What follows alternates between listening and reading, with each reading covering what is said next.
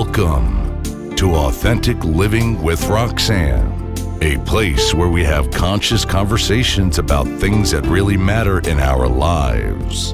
And now here's your host, Roxanne Derhodge.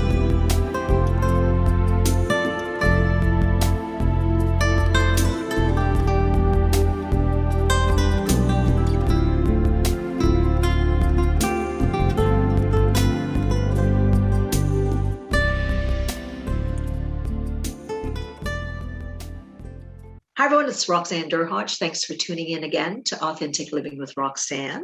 Today I have a special guest, Lindsay Gordon, with us. Lindsay is a career coach, and I think a career coach in the right time. Not that career coaching has not been an important thing for most of us to have in our careers, but she works specifically with analytically minded people to kind of help them, I would say, meander their way through making some choices. She is the owner of a coaching company called A Life of Options, LLC. So, Lindsay, thanks so much for coming on today. Thank you. I'm so happy to be here. So, let's talk a little bit. I would say that most people in this time, and I know throughout my career, I always had guidance from someone that helped me make those decisions in reference to my career. How do you find most people make that decision initially to kind of source out someone like yourself with their expertise, with your expertise? Yeah. I think they've probably been in a spot of wondering for a while, and maybe it's asking themselves the same questions over and over and over again of, is this really what I want to be doing? Do I want to do this other thing that I've thought about? Do I need to quit? All of these kind of questions. And for some people, they've been asking themselves this for 1 year, for 5 years, some people for 10 years. And I think you get to a spot where you are not really showing up as the person you know yourself to be at work. Mm-hmm. Sometimes your partner or your friends are like, hey, you've been, asking for support for a long time. It might be time to take some action. So I think in some ways people get to the spot where they're like, I don't think I can figure this out by myself. I think I need some kind of support. And I think that's a great place to land, because so often we feel like I have to figure it out myself. For myself, I know I've had outplacement coaching when I've been, kind of given a severance package, those types of things. So let's say the average person doesn't know what a career coach does. So tell me some of the basics, because I think I know, but I may be off base there. So what is it that a career coach actually does when someone comes to them? Yep. So I like to share kind of a little framework of 3 types of career coaches so that people can understand which type might I be looking for. So I think about kind of 3 buckets. The first one is exploration. And this is if you're asking questions like, what is it that I want to do? I kind of fell into this career after school. I don't feel like I intentionally chose this. What am I really looking for? So that career coach can help you kind of go internally, ask what you're looking for, what's important to you, and how you might connect that to your job. Mm-hmm. Mm-hmm. The second bucket is you can also work with somebody for job search tactics. So if you're looking for support with resume, cover letter, interviewing, negotiating, all of that, there are a collection of career coaches that can work on that. And then there's also kind of the third bucket, which we generally call leadership or executive coaching, which can help you grow in a role that you like, but you want to increase your leadership in that role. So those are kind of the 3 areas. And really, I think they're always, somebody who can help you understand more about what's right for you and to get where you want to be going in your career is probably the simplest way to think about it. So, I remember when I went to university, and they sent you the career guidance office.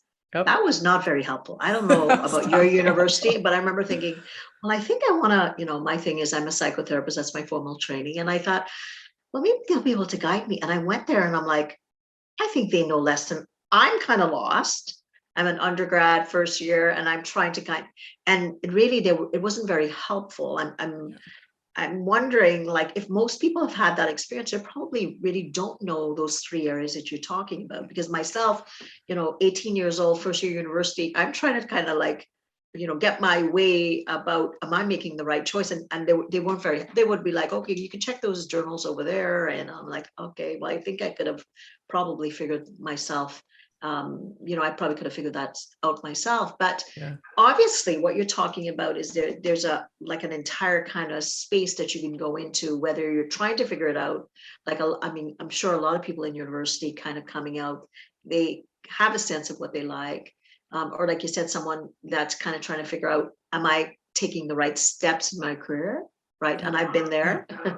Or if I am in a say a management position or leadership position, I'm trying to kind of decide where I want to go, then I can kind of, but I don't know what to do. I think I have these aspirations, but how do I do it so I don't overstep? And how do I do it in a way that I can use my sponsors to help me, or mentors, those types of things? So there's a lots of different ways that I would say this field that you're in has, I would say, blossomed since I've been in university, which is quite a long time ago. And I think one thing that is usually less helpful about kind of that experience that you shared about the career counselor is that's a lot of external, like, okay, based on the experience that you have, maybe you should do this thing. And I think one thing that's really hard is that we get so much noise externally as to what we should do, right? So there's a lot of what we should do based on our skills, what we should do based on what society thinks that, our jobs should mean to us. And so I think actually the most difficult thing for the clients that I work with is listening to what they actually want instead of getting all of those external suggestions and opinions. Because especially, with our friends and family, peers, a lot of people are trying to help us get to where we want to be, but they don't always know what's right. And so if somebody can figure out what is actually important to them, that is the thing that unlocks so much about where you want to go in your career, rather having all of that kind of external opinions.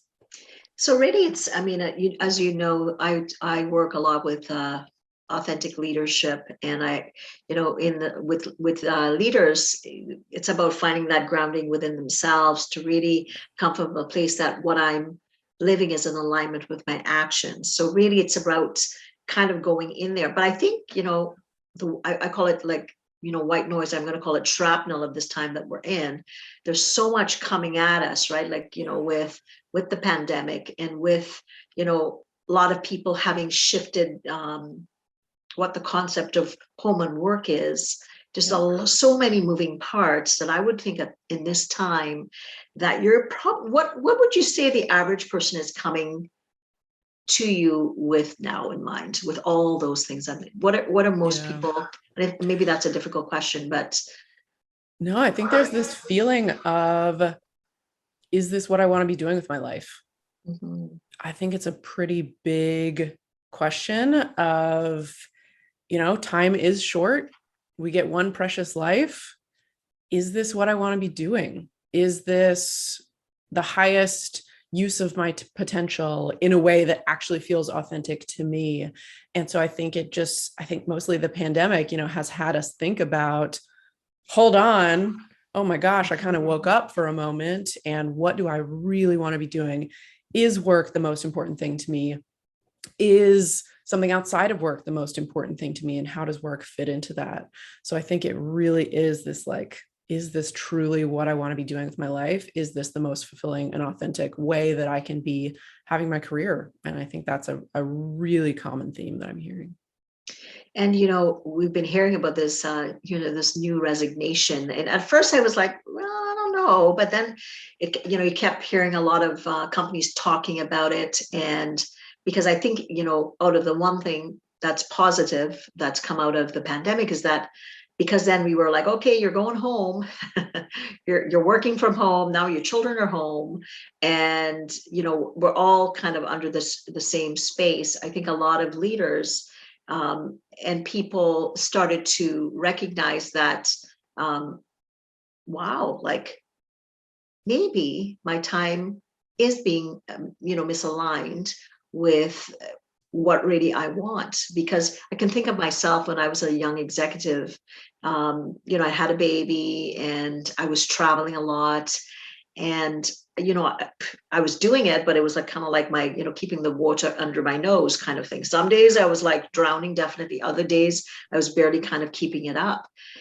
And what I started to realize was that after a while, I had to come to that point where I had to have a value, kind of deep value conversation with myself and my husband of that time, of what I can probably keep doing this, but it's not going to be good for our family. And then at which point I was thinking about quitting, but was able to, and it was going back quite a while, in 2004, I was able to go virtual as an executive, which was kind of unheard of at that time. And there was a fair lot of trepidation in myself, because I loved what I did. I loved being a new mom, but I didn't like all the other trappings that came with it, the travel and the long hours and all those things. And luckily for me, in that time, there was that opening, which was something that was not the most positive, but I kind of leveraged it to be able to go on and become virtual in my career back, like I said, quite a long time ago. But I think the pandemic has created that space, because a lot of people that I'm hearing are kind of going back to employers, or looking around in their sectors for things that are more in alignment with what's valuable for them.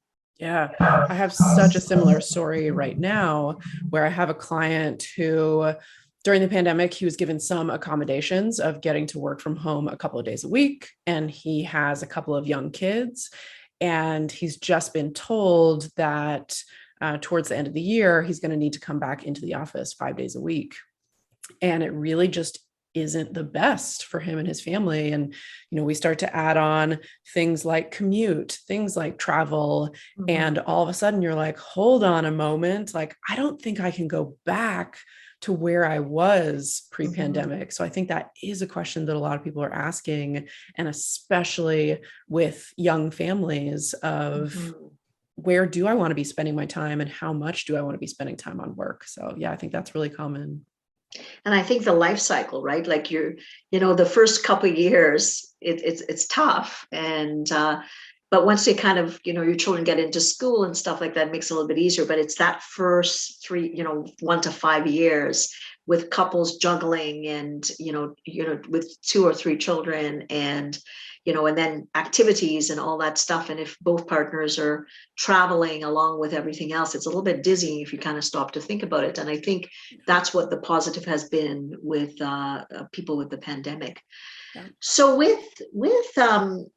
let's talk about, so the third option that you talked for career coaching was a lot of leaders kind of coming to you and thinking about, okay, well, I'm in a leadership position, but I want growth, or I want, not even if I want growth, I maybe want to look at where I'm at. Maybe I'm 15 years into a career, you're kind of starting to think, okay, is this all there is? So what kind of work would you do with someone like that to kind of help them decide what kind of route they're going to take? Yeah, it's a good, timely question, because I have a lot of clients right now who are, I think, between about 10 and 23 years in the same company. So they're often like, okay, do I stick around? Are there more lives here for me at this company? And the 3 things that I help people focus on, number 1 is clarity. Number 2 is confidence. And number 3 is communication. So what I would do with somebody who's looking to continue to expand in their role and see what there might be available, we always want to start with clarity of what is important to you. What are those values? What are you great at? What are the strengths? What activities give you energy? What activities drain your energy? And how can we start to really align what it is that you do with those different pieces, so that you have a really clear picture of, oh, this is why this piece of the work feels really good to me. What if I could do more of it? The second piece is that confidence of being incredibly confident about your unique value and also about your strengths. How are you talking about those strengths with your leadership team? How are you talking about those strengths with your manager, and being incredibly clear so that for that third piece, communication, you can be having conversations of, I know that I thrive when I am in this environment, when I'm doing this type of work. I would love to be doing more of that. And so, one example is a client who discovered that she absolutely loves presenting in front of stakeholders. And that aligns with her values, that aligns with her strengths. It's really energy giving for her. And so she had a conversation with her manager to say, like, oh, I identified that this is something that really fires me up. And then her manager started finding opportunities for her to do that. And so the more that we are clear, the more we can communicate that with other people and start to be really proactive about getting those opportunities that are going to align really well with what's important to us. So when you're doing your meetings with them, is it conversational where you're drawing that from them? Do you actually use any kind of tools to, it's one thing for me to say one thing and, not that any of us ever tell little lies about ourselves, but sometimes we do. And then, you kind of look at the actual quantifiable metrics about, oh, you said you like this, but then I see that these are the 10 activities that you say you spend most of your time with. So that incongruence sometimes can come into a space that you're like, oh, help me understand this. Do you use a little bit of actual metrics that's quantifiable along with the experiential kind of data collection from the client? Yeah. So the reason I talk about being a career coach for analytically minded people is because I actually have an engineering degree, which is very unusual in this space. So I love frameworks. We've got a lot of spreadsheets going on. So not only are we doing a lot of exercises that either I've created or curated from a lot of great career coaching books, but also we do, one of my favorites is StrengthsFinder. Mm-hmm. And I think it can just be so helpful to help people articulate, these are the things that feel good to me. And this is why, because they actually align with strengths. Mm-hmm. So I think that helps. Yes, we take the anecdotal, and then we also take the StrengthsFinder and, see how they match up, give you a slightly different mindset shift about some of those strengths or what those activities are. So yes, I love the StrengthsFinder assessment along with. So let me ask you a question. How does an engineer end up in career coaching? That's a story in of itself. That really is. I, like any good career transition, I have fallen into all of mine. Started in engineering, then fell into technical support, actually. And I found that I loved technical support. I love customer service. I feel like it's a little bit of engineering, that problem solving, but also with people. Mm-hmm. And that has been the theme throughout my whole career. So while I was doing technical support, I took on an additional part of my job to do onboarding and training for our team. And so many of the people joining our team were like, oh, I don't know what I want to be doing with my career. I don't know where I want to be going. What if I get stuck here? How do I talk to my manager? So I just ended up talking to people kind of on the side of this job. Which is such an amazing story, because truly you are living what you do, right? Because truly, because to your point, right? Most of us, we grew up. So I grew up in a business family, and then I thought I wanted to help people, and which I still do in my speaking and training. But I ended up, going through for psychology, then doing a lot of that. Then I ended up being really attracted to business, probably because of affinity, but then didn't go into kind of corporate sales, which is kind of what I was exposed to with my family, but then ended up doing speaking, training, and consulting and coaching in businesses. So it's funny because you're so right. It's almost like there's a guidepost. You have a lot of extraneous variables that at 18 years old you may be picking an undergraduate degree, and then kind of at mid stage you're thinking, how did I end up from whatever engineering you were in to career coaching? So it's almost like you're guiding yourself based on exposure. Oh, don't like this, don't like that. Oh, I like this. Oh, I want to investigate this. And then you kind of go from there to there to there to get to the point where you're doing what you're doing and I'm doing what I'm doing. So it's quite fascinating. When, I'm sure when you guide younger people that are starting off, because some of what I often say, I have a 20-year-old who's mid-university and he'll say, well, I'm really not sure. And I go, well, you have to intuitively go with what you love. But it's kind of hard because that does shift as you kind of age developmentally. Absolutely. And I think what I like to tell people is we're not going for having it all figured out. I think there's this narrative that like at some point we're going to arrive to a place where we feel like we know exactly what we're doing. Yes. And I don't think that ever happens. And I don't actually want that for people. I want there to be a lifelong curiosity, playfulness, serendipity, discovering different things. And if you can kind of make the decisions that actually feel authentic and aligned for you at each of those moments, that to me feels like a life well lived, rather than I have chosen this one thing, I will do this one thing, I have it figured out.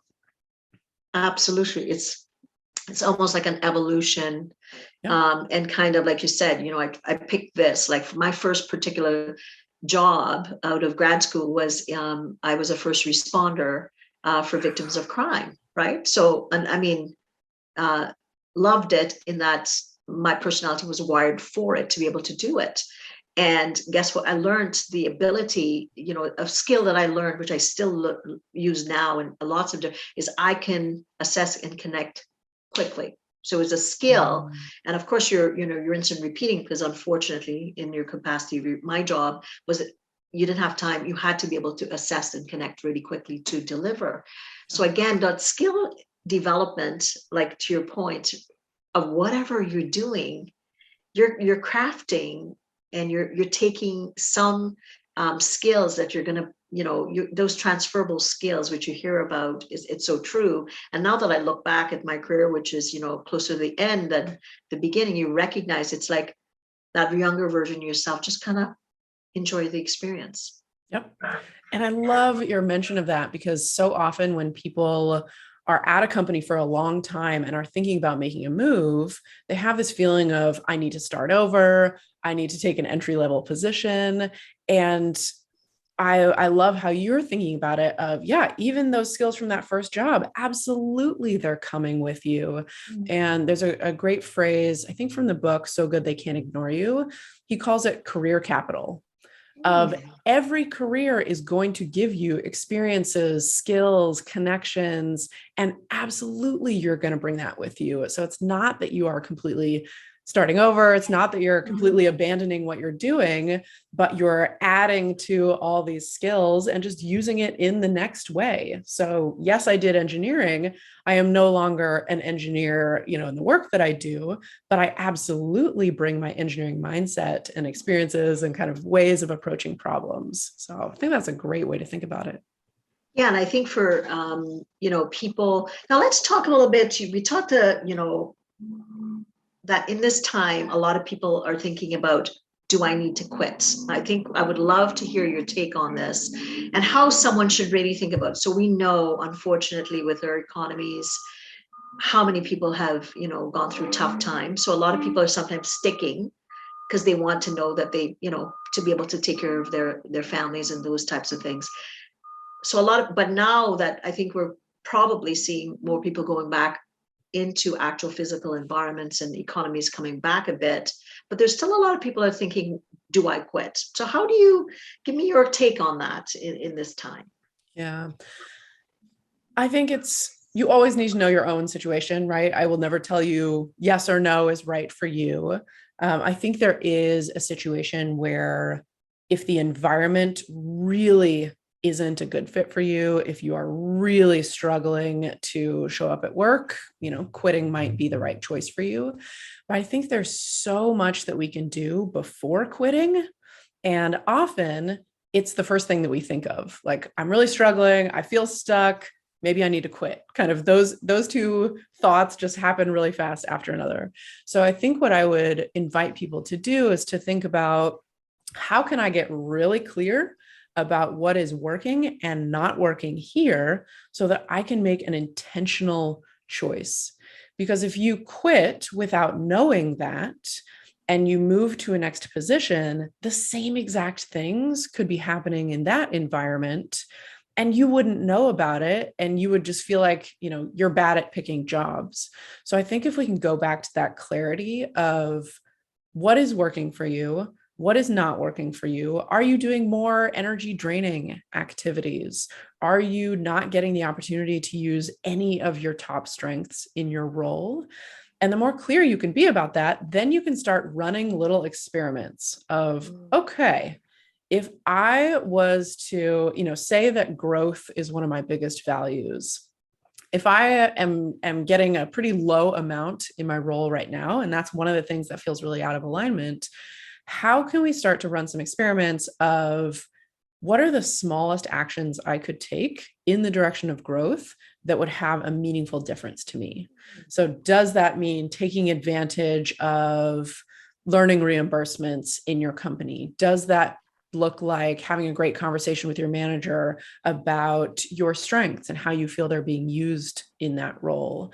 So I think getting clear, running experiments, seeing what opportunities they are, because I think when a lot of people are waiting for opportunities to come to them in the workplace, and the more that we can start to be proactive and be intentional and start to have conversations about what you're actually looking for in order to feel like it's a fit, so you don't need to quit, there's so much that can change without needing to quit. So that's where I would really have people start. I think that confidence would be a big thing, especially now with a lot of the uncertainty. Because if I'm diametrically opposed in my position with my strengths, it would be tough, right? Because I'm an extrovert and I like connection and I like variety and I like people that gives me autonomy. So if you put me in a situation where I'm having to kind of bust out every single day of that kind of constricting context, I would probably, it would be like root canal daily, right? Yep. Truly. Yep. So I think that's a good way to I love it. Like, think about what is it, if I were to dream of the perfect ideal situation for me based on everything that's going on in my life, like you said, financially, developmentally with my family, where I see myself 3, 5, or 10 years down the road, all those things, become, and then once I'm clear, then learning that ability to create those opportunities, to go to my leader or my manager or whoever I'm working with on my team to get those opportunities. Because sometimes if you're clear, you can probably achieve the goal right where you are. Yep. Versus changing environments, just to, like you said, I'm going to pop and pop and pop, at which point I'm going to get a bit frustrated because I'm not clear about really, what are my strengths and what are my limitations, and we all have them, and to accept them and not try to kind of like, I'm going to get better at this. And sometimes we can try really hard, but it's just not what we like to do, kind of thing. So I like that. So again, that speaks to authenticity. When I look at it as a big frame, if I'm not being real with myself, then it makes it difficult to kind of go out there and attract what I want, in my work environment or in my home life or in my friendships or even in my community if I want to make a difference. It's really being true to who I am. Yeah. Now, one of the other ways that I love to have people do that is there are so many kind of words that we throw around in career of, growth, success, recognition. And if I asked 100 people to define growth, you would probably get 100 different answers. And so I help people look at where they are going based on kind of external definitions of success. And if you can just say for yourself, what does recognition look like? Because your manager, your leadership team might be recognizing you, financially. And that's actually not what recognition means to you. It means hearing on a, semi-regular basis that you're doing a great job. Mm-hmm. And so the more that we know about the definitions of these words that we talk about so much, recognition, growth, whatever they are, the more simply you can define it for yourself, then you can, again, communicate that to others and make sure that that is really showing up in work and you're not kind of talking past each other in, well, I am recognizing you. No, you're not. Oh, because it's not in the way that's important to me. So that's another really simple way to get more of that authenticity with some of those words that we talk about a lot. Right. And just to really learn how to communicate, because unfortunately, to your point, if you say growth, and everybody's definition is going to be different. And I'm trying to tell you what I need for growth, and we're not clarifying what your definition means for the vision and the mission of the company. Right. And you're saying to me, hey, I give you that bonus, or, I was able to work with you on, put you on this team or whatever, but it's you're still missing the mark. So I think it's learning the skills of communication too, I think would be quite instrumental in what you do, because if I have clarity, I'm gaining confidence, but I can't get out or get it across to the right people that could impact those steps for me, then I'm going to be stymied again. Yep, I'm absolutely. going to be stuck, right? This has been a fascinating conversation. I think we could probably chunk out clarity and do a podcast in that. Confidence, we do a podcast in that, and communication, because these are so vitally important things in people's careers. Yeah. Now, I would love for people to know, if they want to have conversations with you, Lindsay, where can they connect? And so maybe they can reach out and have a bit more of what you've shared with us today. Yeah, absolutely. So my website is alifeofoptions.com. Feel free to connect there. I have a great resource about the analytically minded job search roadmap, if that is useful for where you are in your career. And also, please connect with me on LinkedIn. I love connecting with people. I share lots of client stories and experiences and ways to think about your career and doing what's right for you. So would happily connect there. Again, my name is Lindsay Gordon. So feel free to find me on LinkedIn. Awesome. Well, what did I learn?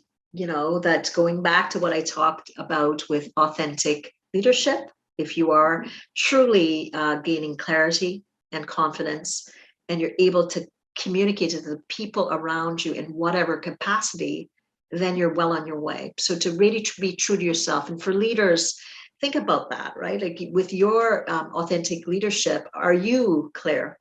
Are you confident? And are you able to impart that to your teams so that you can be in alignment, they can be in alignment with based on what you're trying to achieve? So if you're needing more information on that, just reach out to me at chatwithroxanne.com. We can jump on a quick call, even if it's to chit chat about some of the things that Lindsay and I have talked about today, or if you're needing more, we can figure that out. Again, Lindsay, thanks so much for your time. And everyone, we'll chat with you soon. Take care. Thanks for tuning in to Authentic Living with Roxanne, creating the space for positive, healthy change. Roxanne is a keynote speaker, psychotherapist, and coach. To work with Roxanne, visit roxannederhaj.com/blueprint. We'll see you next time on Authentic Living with Roxanne.